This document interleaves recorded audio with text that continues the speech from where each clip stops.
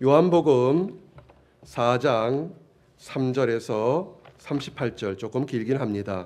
네, 배경을 좀 이해하기를 원하니까 한 절씩 같이 교독하기 원합니다. 요한복음 4장 3절부터 38절 한 절씩 읽겠습니다. 유다를 떠나서 다시 갈릴리로 가실새 사마리아에 있는 수가라 하는 동네에 이르시니 야곱이 그 아들 요셉에게 준 땅이 가깝고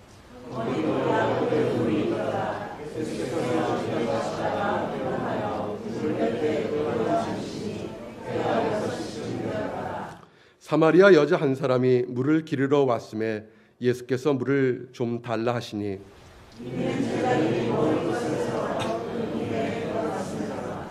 사마리아 여자가 이르되 당신은 유대인으로서 어찌하여 사마리아 여자인 나에게 물을 달라 하나이까 하니 이는 유대인이 사마리아인과 상종하지 아니함이로라.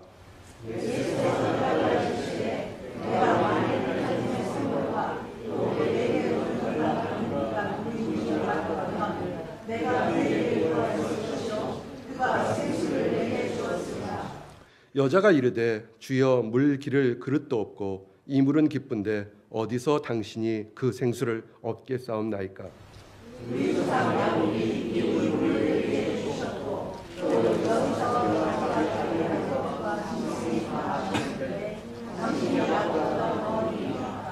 예수께서 대답하여 이르시되 이 물을 마시는 자마다 다시 목 마르려니와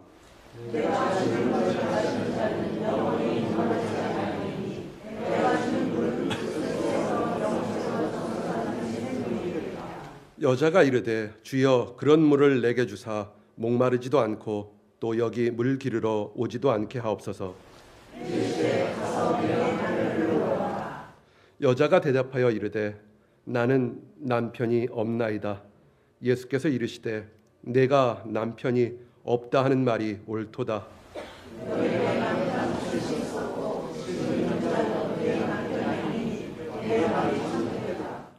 여자가 이르되 주여 내가 보니 선지자로소이다.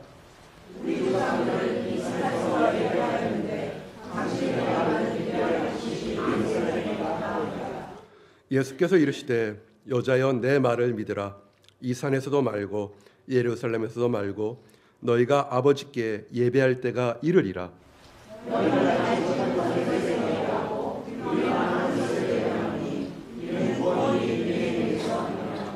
아버지께 참되게 예배하는 자들은 영과 진리로 예배할 때가 오나니 곧 이때라.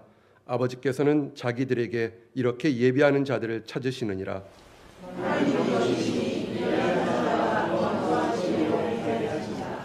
여자가 이르되 메시아 곧 그리스도라 하는 이가 오실 줄을 내가 아노니 그가 오시면 모든 것을 우리에게 알려주시리이다.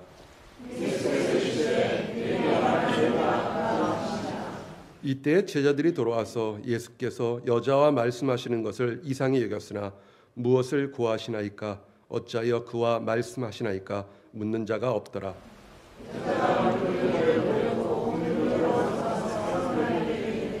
내가 행한 모든 일을 내게 말한 사람을 와서 보라. 이는 그리스도가 아니냐 하니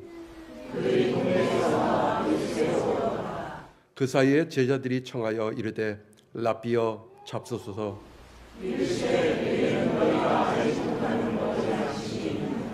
제자들이 서로 말하여 누가 잡수실 것을 갖다 드렸나 하니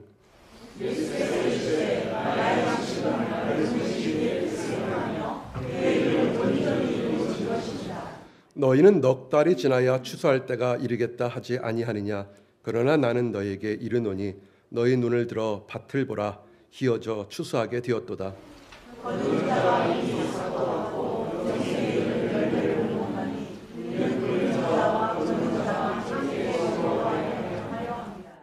그런즉 한 사람이 심고 다른 사람이 거둔다 하는 말이 옳도다.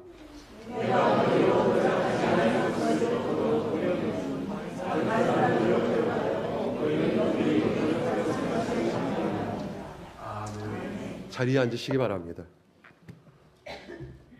오늘 말씀이 좀 길었습니다. 이유가 있습니다. 일단 말씀을 들으시면 아마 이 긴 본문 말씀을 다시 이해하는 게 도움이 될 거라고 봅니다. 오늘 주제가 있습니다. 한번 화면 보시고 기억하시기 바랍니다. 함께 고백합니다. 물을 좀 달라. 물을 좀 달라. 예, 제가 목말라서 이따 물을 좀 달라 할 수도 있습니다. 그 다음 화면 하나 보여주실래요? 제목이 보이십니까? 한번 그 제목만 함께 읽기 원합니다. 시작. 사랑의 관심은 축복의 행동을 낳는다. 아멘.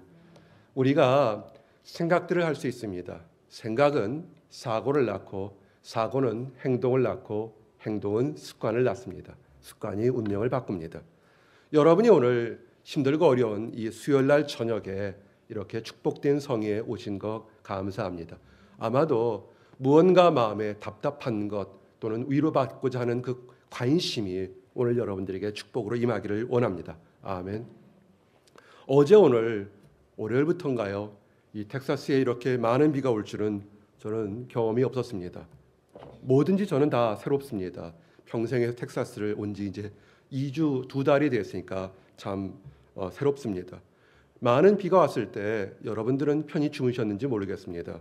저는 잠은 잘 못 잤습니다. 마음은 편했지만 잠은 잘 못 잤습니다. 두 가지 때문에 그렇습니다. 저희 관심사는 플루 바이러스가 텍사스 지역에 이렇게 퍼져 있는 것 때문에 굉장히 관심이 많습니다. 제가 보기에는 부들부들해 보여도 굉장히 강한 사람입니다. 아파본 적이 없는데 이렇게 콜록콜록 하는 걸 보니까 굉장히 걱정됐습니다. 근데 플루 바이러스가 2009년 H1N1 바이러스 이후에 지금 텍사스에 굉장히 많이 돌고 있다고 합니다. 그래서 위생관념을 좀 잘 하시기 바랍니다. 약들 좀 많이 드시고요. 알코올로 손 닦고 비누로 닦기 원합니다. 제가 알코올 사러 갔다가 지갑을 놓은 걸 발견해서 그냥 허탕치고 돌아왔습니다. 근데 교회에 알코올 이렇게 닦는 걸 좀 갖다 놓겠습니다. 그리고 그러면서 비가 내려서 좋긴 했습니다. 공중에 붕붕 떠다니는 그 플루 바이러스들이 빗물에 다 씻겨서 지금 다 어디론가 좀 씻겨 내려가기를 그런 바람으로 밤새 지냈습니다. 그리고 또 한 가지가 우리 교회가 이렇게 보니까 지대가 조금 낮은 곳에 있는 것 같습니다. 비만 오면 저쪽 창구와 놀이터 쪽에 이상하게 물이 이렇게 고이게 됩니다. 물 고인 것을 어떻게 알았는지 청둥오들이 그때만 되면 와서 놀이터처럼 열심히 놀고 있습니다. 그래서 혹시라도 밤새도록 비가 너무 많이 와서 그 고인 물이 쪽 교회 쪽으로 들어오면 어떡하나 하다가 기도를 많이 했습니다. 물들은 딴 데로 빠질지어다. 아멘. 그러면서 기도했습니다. 그래도요 답답해서 새벽에 일찍 일어나서 교회를 와봤습니다. 이리 봐도 저리 봐도 원로 목사님이 다 생각하시고 잘 전했기 때문에 물은 안 온 걸 보고 기쁜 가운데 돌아갔습니다. 나중에 물 차는 거 청동오리 놀이터는 어떻게 바꾸든지 이렇게 좀 하겠습니다. 그래서 집에 돌아가서 아주 행복한 식사를 했습니다.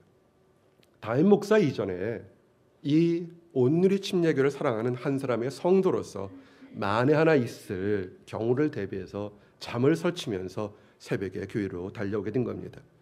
아주 작은 관심입니다. 작은 관심 때문에 새벽에 교회를 달려오게 되고 또 한밤중에도 교회를 달려오게 됩니다. 오늘 우리가 읽은 것은 작은 관심이 예수님이 보이는 작은 관심이 한 사람을 한 마을을 어떻게 변화하게 시켰는지에 대한 얘기를 오늘 증거하기를 원합니다. 그래서 오늘 길게 여러분들과 본문을 나눴습니다. 예수님과 관심과 사랑을 나누면서 오늘 예배 참석하신 모든 분들이 예수님의 관심이 여러분의 인생을 바꾸기를 원합니다. 오늘 5가지 예수님이 보여줬던 그 모습들을 증거하면서 그 관심이 어떻게 여러분의 삶을 축복으로 이끌지를 한번 증거해 보기를 원합니다. 첫 번째입니다. 함께 고백합니다. 사마리아로 떠나시는 예수님. 오늘 본문에서 나온 것처럼 예수님이 유대를 떠나서 자기 고향 땅인 갈릴리로 가시려는 목적이 분명히 있었습니다. 그런데 예수님은 사마리아를 통해서 갈릴리로 가자 이렇게 말씀하셨습니다. 특별한 목적이 있어서 제자들에게 사마리아를 통해서 갈릴리로 가자 이렇게 말씀하신 겁니다.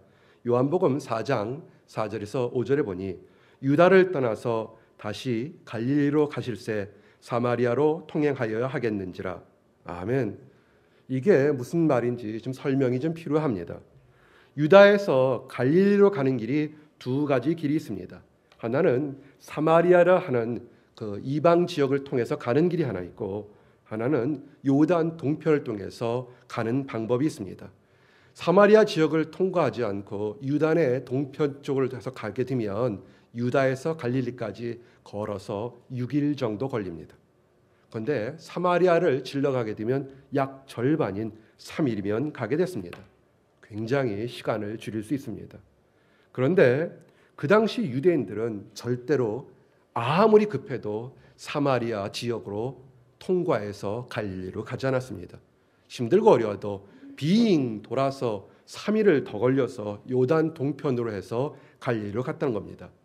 왜 그랬을까요? 다 사람들 편한 거 아는데 3일을 왜 더 걸려서 빙 돌아서 갈릴리로 갔을까요? 여기에는 배경이 있습니다. 여기에는 오래된 지역 차별과 지역 감정, 교만함과 멸시, 증오 등이 사마리아 사람들과 유대 사람들 사이에서 섞여 있기 때문에 빨리 갈 수 있는데도 3일 길을 돌아서 걸어가는 일들을 했던 겁니다. 이 두 사람들, 사마리아 사람들과 유대 사람들은 원래 같은 이스라엘 사람들입니다. 그러다가 이스라엘이 남왕국 유다와 북이스라엘로 나눠져 있을 때 북이스라엘이 이방 사람이던 아수르에게 멸망을 당했습니다. 그래서 많은 사람들이, 이스라엘 사람들이 아수르와 현재 이라크 사람들에게 포로로 잡혀갔습니다.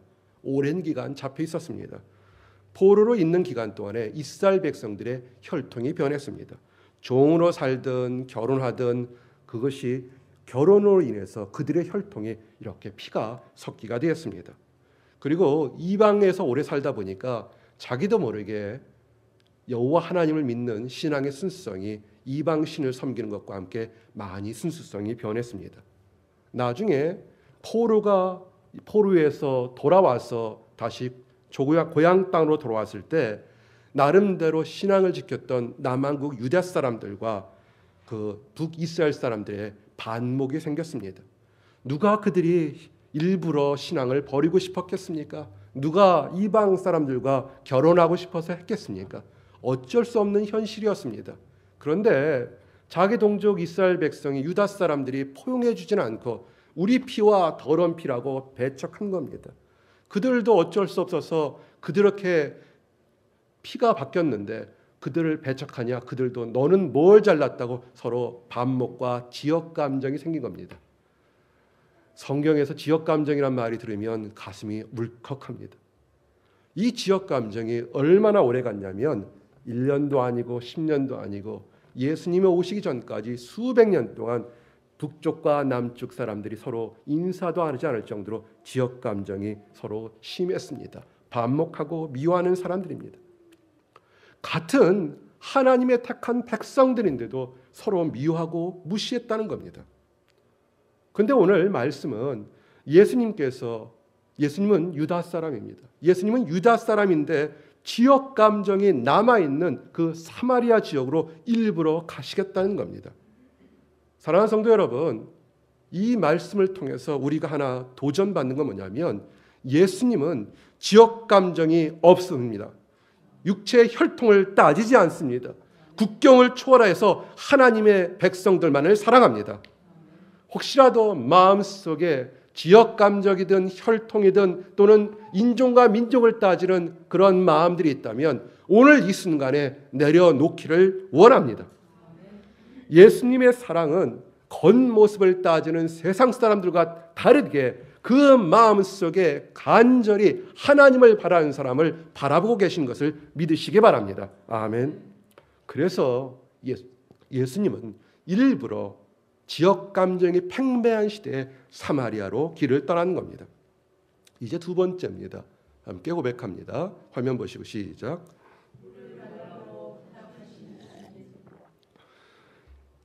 유다로부터 시작해서 아침부터 길을 떠나셨습니다. 그 당시에 자동차가 있었겠습니까? 버스가 있었겠습니까? 그저 튼튼한 두 다리로 열심히 걸어가셨을 겁니다. 그런데 가시면서 정오쯤 넘어가니까 목이 마르기 시작했습니다. 아마 제자들이 유다 지역으로 갈 줄 알고 물을 준비 안 했던 것 같습니다. 그러다가 사마리아 지역으로 가니까 물이 떨어졌던 것 같습니다.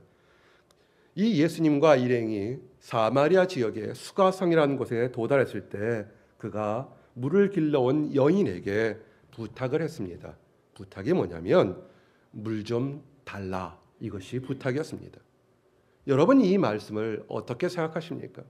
성경을 보시는 분이 다시 한번 보시면 예수님께서 어떤 사람에게 자기의 필요를 위해서 무엇을 달라고 기도한 것이 없는 것을 알게 됩니다. 천지창조 때 함께 하셨던 예수님, 물고기 2마리와 떡 5개로 5,000명을 먹였던 예수님, 남은 떡이 12광주를 차고 넘치게 만들었던 예수님, 수많은 병자와 귀신을 쫓아냈던 예수님, 파도치는 물 위를 걸으시고 잠잠케 했던 예수님, 그러나 그 예수님이 자기 자신을 위해서 부탁을 한 적이 없었던 것을 기억하시기 바랍니다. 이 예수님이 사람에게 부탁한 것이 그것이 엄청나게 큰 것이 아닙니다. 단지 목을 좀 적실 수 있는 물을 좀 달라라고 부탁했던 겁니다. 이것은 완전한 인간이셨던 예수님께서 자기 자신을 위해서 사람에게 부탁한 몇 안 되는 정말 부탁을 했던 겁니다. 그 이후에 성경 어디서도 예수님은 부탁하신 일이 없으십니다. 그런데 이 부탁은 아주 보기 좋게 거절당했습니다. 인류 역사상 가장 중요한 순간에 가장 처음이자 마지막으로 사람에게 물을 좀 달라라고 부탁했는데 그 작은 일을 아주 보기 좋게 거절당했던 겁니다. 요한복음 4장 9절에 보니 사마리아 여자가 가로되 당신은 유대인으로서 어찌하여 사마리아 여자 나에게 물을 달라 하나이까? 이는 유대인과 사마리아인이 상종치 아니함이로라. 사랑하는 성도 여러분, 성도들에게, 우리들에게 신앙 성숙과 축복을 받기 위해서 요구되는 것이 무엇이라고 생각합니까? 베드로와 요한처럼 모든 재산을, 가족을 다 팽개치주고 주를 따르라고 그럴 때만 축복받을 거라고 생각하십니까? 그럴 수 있습니다. 그러나 그런 경우 기대하지 마십시오. 그 정도 할 점이면 순교자의 길을 가는 정도라 아무나 하지 않습니다. 정말로 선택하고 선택한 사람들한테만 하나님이 그렇게 요구를 합니다. 대부분 하나님이 지금 여러분들에게 부탁하는 것은 이 여인에게 부탁한 것처럼 아주 작은 것을, 할 수 있는 것을 부탁하는 겁니다. 물을 길러온 여인에게 약간의 친절을 베풀어 달라고, 물을 조금 나누어 달라고 한 겁니다. 성도들의 믿음 성숙, 축복받기 위해서 여러분들에게 큰 거 요구하지 않습니다. 정말 물 한 잔 달라는 만큼의 아주 작은 일을 요구한다는 사실을 기억하시기 바랍니다. 그런데 이 사마리아 여인이 거절했습니다. 사마리아의 수가성 여인은 자신의 판단이 있었고 경험 때문에 예수님을 배척해버렸습니다. 그 판단은 올바르지 않고 떳떳한 것이 아닙니다. 예수님의 부탁을 거절한 그 수가성의 여인이 어떤 사람입니까? 5번을 결혼하고도 이혼을 당했으며 지금 살고 있는 사람도 정부로서 정말 사연이 많은 딱한 여인입니다. 떳떳지 못한 생활로 인하여서 그 동네로부터 사람들에게 조롱과 멸시를 받고 있는 그렇게 딱한 사람입니다. 지금처럼 여행을 자주 할 수 있는 것도 아니라 그 동네에서 이제는 완전히 천덕꾸러기로 욕을 있는 대로 들으며 살 수 있는 삶의 희망이라고는 요만큼도 없는 불쌍하고 가련한 그런 여인이었던 것입니다. 답답한 여인입니다. 그런데 이렇게 힘든 상황 속에서 부드럽게 물 좀 달라고 했던 그 여인에게 이 여인이 예수님께 물 한 잔 주는 것이 아니라 동네 사람들에게 당한 분노와 좌절과 멸시와 원망을 전혀 엉뚱한 곳에 그대로 풀어버린 겁니다. 왜 축복을 주러 온 예수님을 인정해서 춤을 춰도 부족할 점인데 공개적으로 푸대접하며 멸시했던 겁니다. 당신은 유대인인데 어찌하여 사마리아인 여자에게 나에게 물을 달라 합니까? 떠나가세요. 같이 있지 맙시다. 아니, 유대인과 말 섞기 싫으면 그냥 물 들어온 여인이니까 물 한 바가지 슬쩍 떠서 슬쩍 밀어놓으면 될 건데 그는 공개적으로 예수님을 구박한 것입니다. 이 여인은 정말로 굉장히 실수를 한 것입니다. 사랑하는 성도 여러분, 사실은 이 여인이 실수한 것처럼 우리 모두들도 신앙생활할 때 이런 실수할 때 굉장히 많습니다. 정말로 성도를 생각하고 정말로 교회를 생각하는 선한 사역자나 집사들이나 성도들이 있습니다. 그런데 그런 사람들이 부드럽게 말해서 어떻게 도와드릴까요? 얘기할 때 그것을 바르게 받아들이지 않고 평상시 힘들고 멸시받은 감정으로 그런 선한 목자나 성도들을 배척할 때가 그럴 때가 있다는 겁니다. 사실은 안타까운 일입니다. 막말을 하고 마치 깡패처럼 행동하고 거친 말을 하는 사람한테는 무서워서 찍소리도 못하면서 선한 말을 하고 축복을 베풀어주고 함께 기도하자는 사람한테는 오히려 못되게 하는 그런 모습들이 우리들의 신앙생활에 있다는 것입니다. 사랑하는 성도 여러분, 성도들 중에서 쉽게 동참할 수 있는 일들이 굉장히 많습니다. 그런데 자신이 경험한 그런 슬프고 어리석고 때로는 답답한 경험 때문에 그 작은 일을 거부할 때가 굉장히 많습니다. 예배에 참석하는 것, 그거 대단한 일이 아닙니다. 성도를 사랑하는 것, 복음을 전하는 것, 교회 사역에 동참하는 것, 정성으로 음식을 준비해서 다른 사람 나눠주는 것, 이런 것들은 이게 큰 일이 아닙니다. 마치 목마른 사람에게 물 한 잔 주는 것처럼 우리든 누구든지 할 수 있는 아주 사실은 작은 일입니다. 신앙 성숙을 한 번에 다 해결할 수는 없습니다. 그냥 누군가 필요할 때 물 한 잔 나눠주는 것처럼, 누구가 힘들어할 때 손을 잡고 기도하는 것, 누군가 답답할 때 같이 울어주는 것, 누구가 정말 기도할 때 내 가슴이 정말 그 가슴처럼 함께 웃어줄 수 있는 그 작은 마음이 있다면 어느 순간에 우리의 신앙이 이만큼 성숙한 것을 보게 됩니다. 하나님이 기뻐하시는 교회 일에 너무 크고 무거운 마음으로 오지 마시기 바랍니다. 하나님을 그렇게 요구하는 사람 하나도 없습니다. 그렇게 요구할 사람은 이미 사역자로 주의 길을 가도록 이미 선택했습니다. 아주 작은 겁니다. 여러분, 작은 마음으로, 작게 드린 마음으로 직분을 사모하시고 하나님의 일을 사모하시기 바랍니다. 이제 우리 온누리교회에 얼마나 축복스러운 일인지 모르겠습니다. 30여 명의 집사들이 새롭게 사서 그 작은 가운데 사랑을 나눌 겁니다. 우리 찬양팀들, 성가대들, 정말 이들이 정말 그들이 기쁜 가운데 섬기는 그 모습이 얼마나 도전이 되는지 모르겠습니다. 주방에 봉사하는 거예요. 내 음식 먹는 것처럼, 내 자녀 음식 접하는 것처럼 우리 성도들에게 대줄 때 그 작은 마음이 교회를 변화시킬 것입니다. 여러분 모든 사람이 다 리더가 되지 않아도 상관없습니다. 하나님이 택한 리더가 있다면 손 한 점 같이 잡아주고 함께 걸어갈 수 있는 그 사람만 돼도 그 교회는, 그 사회는 변화될 것입니다. 이제 세 번째입니다. 함께 고백합니다. 화면 보시고 고백합니다. 시작. 정말 성경을 이리 보고 저리 보고 한번 묵상해 보십시오. 예수님이 부탁을 거의 하지 않았는데 멋지게 거절당했습니다. 무시당했습니다. 그런데요, 겸손하신 예수님은 그 여인의 거절에 화를 내지 않았습니다.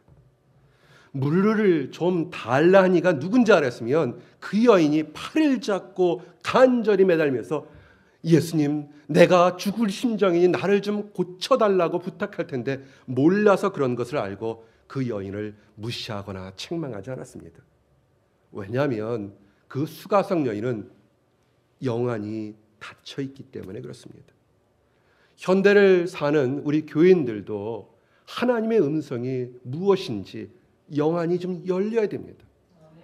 교회 목회자로서 많이 보면서 안타까운 것이 신앙생활을 1년, 10년 그 이상 했다고 하는데 영안이 닫혀서 무엇이 옳고 그른지를 모르는 많은 성도들을 볼 때 참으로 안타까울 수밖에 없습니다. 영안이 열려야 영성이 생기고 생수의 근원 되시는 예수님을 바라볼 수 있는 것입니다. 이 수가성 여인이 자랑했던 것, 이 물은 야곱이 우리 자손들에게 준 위대한 우물입니다. 맞습니다. 야곱 때부터 있었던 우물이니 얼마나 전통과 역사가 넘쳤겠습니까? 1000년이 넘었을 겁니다. 그렇지만 1000년이 넘든 전통이 깊든 유서가 깊든 간에 그 물은 먹고 나서 시간이 지나면 또 갈증이 날 수밖에 없습니다. 아무리 화려한 능력과 경험을 갖더라도 세상 것은 갈증을 날 수밖에 없습니다. 예수님이 주시는 생명수 물을 마실 때는 목마른 사람에게 갈증을 해결하는 영원한 생수인 것을 기억하시기 바랍니다. 예수님은 화를 내지 않으셨습니다. 겸손함으로 그 여인에게 축복이 무엇인지를 전달했습니다. 예수님은 그 여인의 심령이 그 답답한 곳에서 구원받기를 원하셨습니다. 13절 14절에 보니 예수께서 대답하여 가라사대 이 물을 먹는 자마다 다시 목마르려니와 내가 주는 물을 먹는 자는 영원히 목마르지 아니하리니 나의 주는 물은 그 속에서 영생하도록 솟아나는 샘물이 되리라. 아멘. 이 수가성의 여인을 생각해 보십시오. 그녀는 자신이 선택하든 선택하지 않았든 어쩔 수 없는 죄악 속에 팍 물들어 살았던 여인입니다. 너무나 힘들어서 사람들의 시선을 두려워해서 사람들과 얘기하기를 싫어했던 여인입니다. 아침이나 저녁에 물 길러 와야 되는데 한낮에 땡볕에 아무도 없는 곳에 물을 길러오는 그런 사람이었습니다. 사람이 싫었던 겁니다. 자기 자신을 조롱하고 멸시하는 동네 사람들이 다 싫어서 아무도 없는 곳에 물 길러 오는 그런 불쌍한 여인이었습니다. 여러분, 죄가 있든 없든 그 여인은 불쌍한 여인입니다. 그렇지만 예수님은 그런 불쌍한 여인까지도 죄인 지은 여인까지도 사랑하셨습니다. 그 여인의 죄악과 저주의 올무의 손에서 구원하고자 예수님은 수가성 여인의 독살스러운 회방과 멸시에도 겸손함을 보이셨던 겁니다. 사랑하는 성도 여러분, 복음 사역자가 되기를 원하십니까? 하나님의 일을 하기를 원합니까? 첫 번째 해야 될 것이 있습니다. 함께 따라하십시오. 하나님 안에서 겸손하자. 겸손하십시오. 하나님 안에서 겸손함을 가지고 행동해야 됩니다. 겸손하게 하나님 일을 섬기십시오. 자신의 무지를 올바르게 깨우치고 새로운 길로 인도하시는 성령님의 음성에 귀를 기울여야 됩니다. 순종하는 사람, 겸손한 사람은 하나님 앞에서 지금 낮은 위치에서 높은 위치로 존귀함을 받게 됩니다. 잠언 15장 31절에서 33절에 보니 생명의 견계를 듣는 귀는 지혜로운 자 가운데 있느니라. 훈계받기를 싫어하는 자는 자기 영혼을 경히 여김이라. 견책을 달게 받는 자는 지식을 얻느니라. 여호와를 경외하는 것은 지혜의 훈계라. 겸손은 존귀의 앞잡이니라. 아멘. 반대로 교만은 사람을 넘어지게 합니다. 하나님의 사역을 동참하지 않으면서 나는 훌륭하다고, 나는 잘났다고 살아가는 사람이 있다면 그 사람은 안타까운 사람입니다. 하나님의 사역에 동참할 수 없을 만큼 교만한 사람은 그 사람은 어리석은 사람입니다.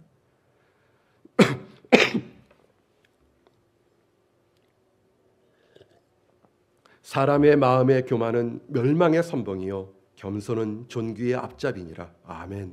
잠언 18장 12절의 말씀입니다. 이제 네 번째 화면 보시고 고백합니다. 시작. 사역은 겸손한 가운데 하라고 우리 증거했습니다. 이 겸손은 기적을 만듭니다. 한 번이 아니라 겸손은 기적을 늘 만듭니다. 예수님은 겸손하게 복음을 전하셨습니다. 복음이 증거되는 것, 기도의 응답에는 항상 문제가 하나 있습니다. 동전의 양면처럼 죄의 문제가 먼저 해결되어야 됩니다. 이 여인이 생수를 맛보기 위해서는, 영안이 열리기 위해서는 그녀를 찐득찐득하게 괴롭히는 죄의 문제가 해결되어야 됩니다. 같이 있으면서 얘기할 때 그 여인이 깨닫지 못하자 예수님이 그 여인의 가장 정곡을 그대로 찌르면서 얘기를 합니다. 가라사대 가서 내 남편을 불러오라. 여자가 대답하여 가로되 나는 남편이 없나이다. 예수께서 가라사대 내가 남편이 없다는 말이 옳도다. 내가 남편 5이 있었으나 지금 있는 자는 내 남편이 아니니 내 말이 참되도다. 아멘. 진실을 듣는 순간에 수가성 여인이 변해버렸습니다. 그는 남편 5을 두고도 엉망으로 살 수밖에 없는 그런 비참한 여인이었습니다. 죄 속에 사는 엉망인 삶을 사는 여인이었습니다. 그가 자기의 죄를 찌르는 예수님을 보고 그 자리에서 회개합니다. 이 여인은 복이 많은 여인입니다. 무슨 소리냐고 대들고 싸우는 것이 아니라 자기의 잘못이 드러났을 때 내가 죄인이라고 고백한 겁니다. 그러면서 이때 영안이 열리면서 예수님을 알아보기 시작합니다.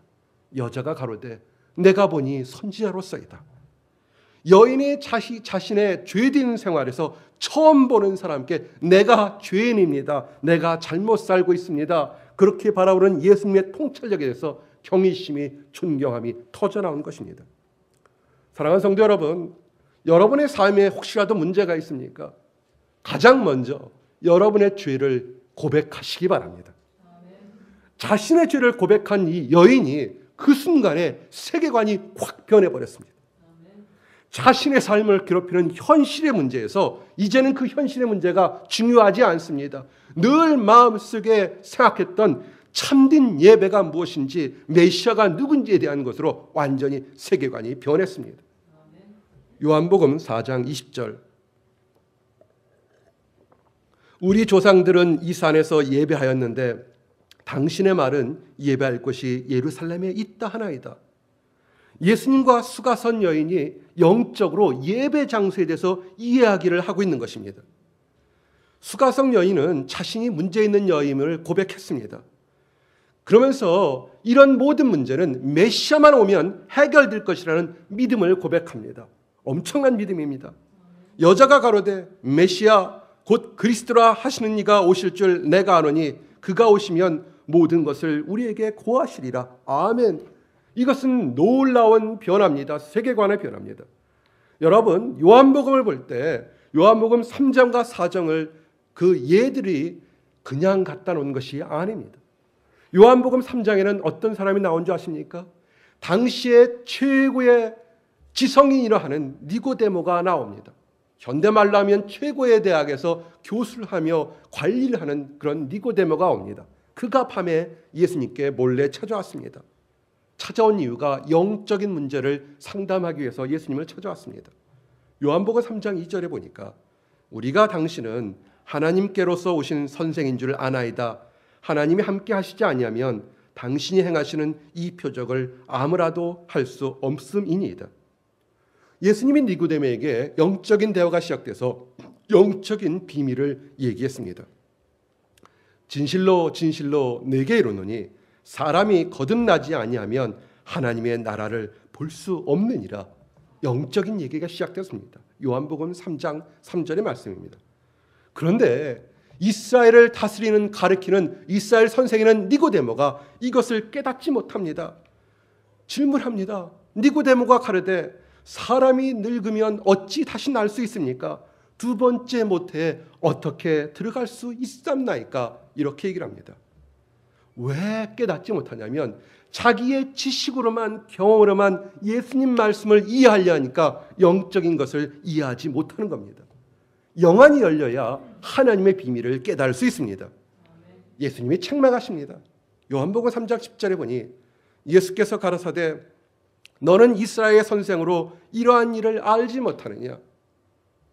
니고데모가 이스라엘 선생이며 그 마음속에 선한 것이 있는 걸 알지만 너의 지식으로 너의 경험으로 하나님의 뜻을 너는 알지 못한다고 책망하고 있는 겁니다.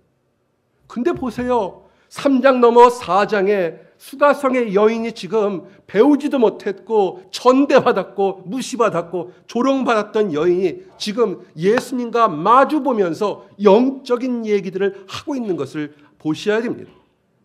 예수님의 말씀을 듣고 믿는 것, 구원받는 것, 천국의 비밀을 아는 것, 영생을 얻는 것, 영안이 열리는 것, 이거 학벌이 필요 없습니다. 예수님의 축복을 세상의 지식이나 물질이나 남녀를 차별해서 얻는다는 것, 그건 말도 안 되는 거짓말입니다. 하나님은 세상의 지식을 떠나고 남녀의 차별을 떠나고 지역 감정을 따라서 복을 받기로 예정된 사람에게 다 줍니다.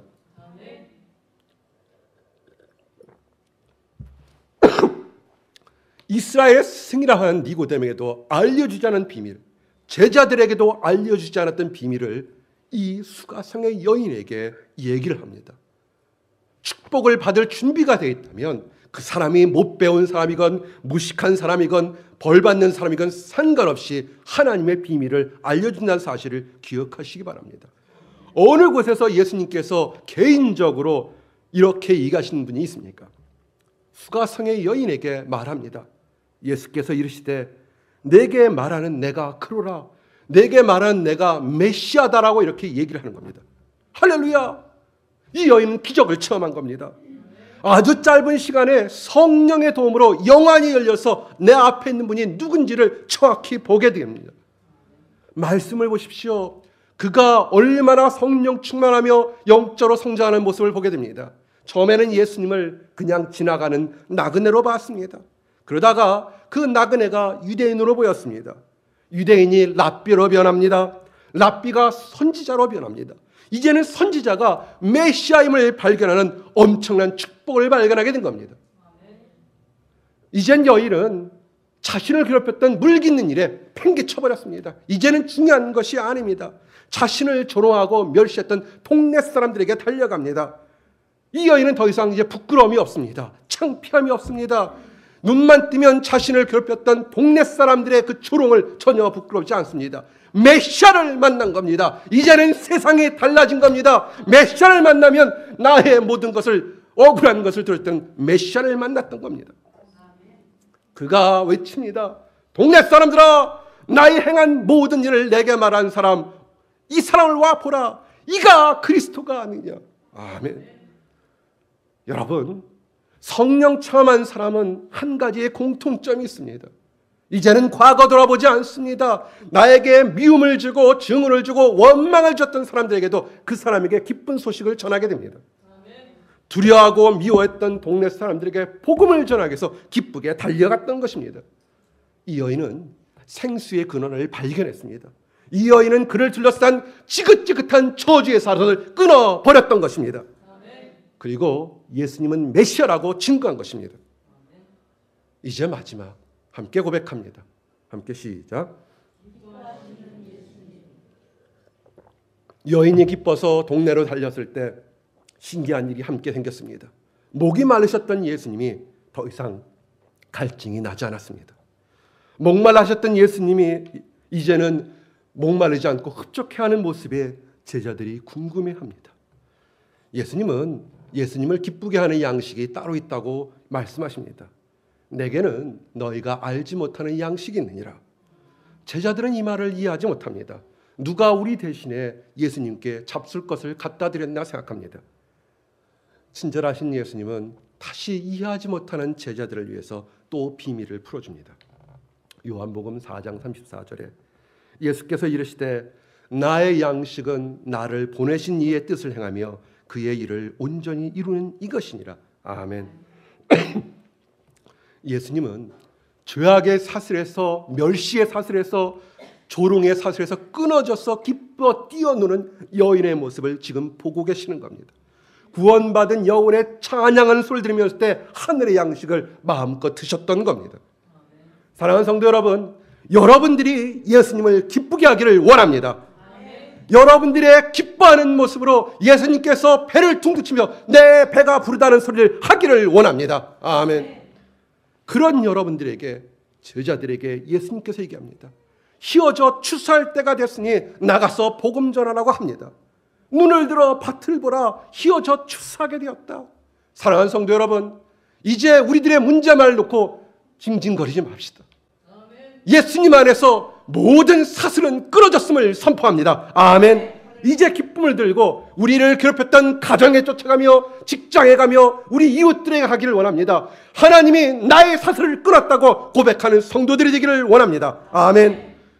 그럴 때 멸시가 존경으로 변할 줄 믿습니다. 우리의 푸대접이 칭찬으로 변할 줄 믿습니다. 아멘.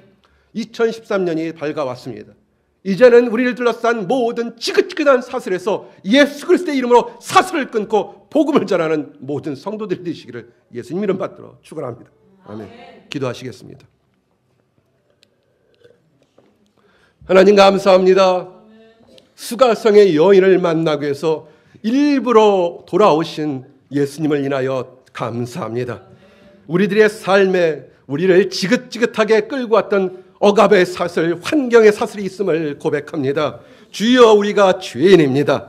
아버지, 이 시간에 하나님, 우리들의 죄를 고백하오니 이 사슬을 끊어 주시옵소서. 미움과 시기와 반목과 이간질과 분열의 영들이 있었음을 고백합니다. 주여, 용서하시고 끊어 주시옵소서. 아버지, 이제 하나님 안에서 자유함을 가지고 달려가기를 원합니다. 우리를 무시하고 싸웠던 우리의 가정과 교회와 일터와 사람들에게 주 그리스도는 메시아라고 고백하는 우리 성도들이 될 수 있도록 인도하여 주시옵소서. 우리들의 변화된 모습이 예수님을 기쁘게 할 수 있도록 인도하여 주시옵소서. 감사드립니다. 예수 그리스도는 받들어 기도했습니다. 아멘.